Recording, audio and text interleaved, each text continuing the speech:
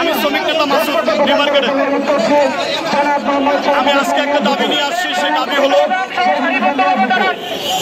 আপনারা জানেন দীর্ঘ 4-5 বছর ধরে এই কথা নিয়ে আলোচনা সমালোচনা অনেক কিছু হচ্ছে।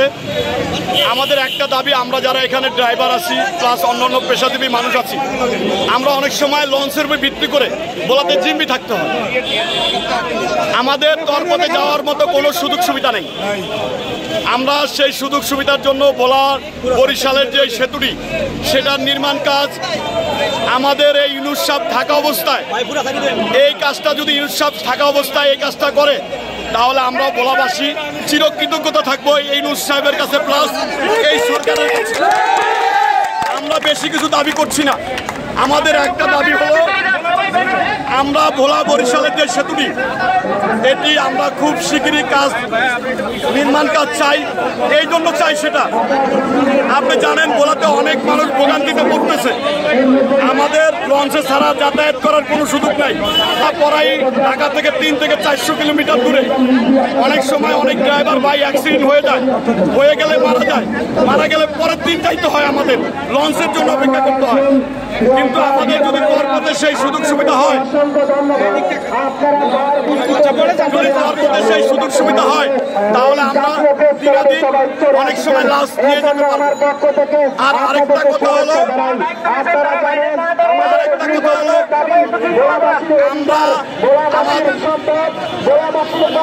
আমাদের এই ভোলার থেকে অনেক পরিমাণ গ্যাস উত্তোলন হয়।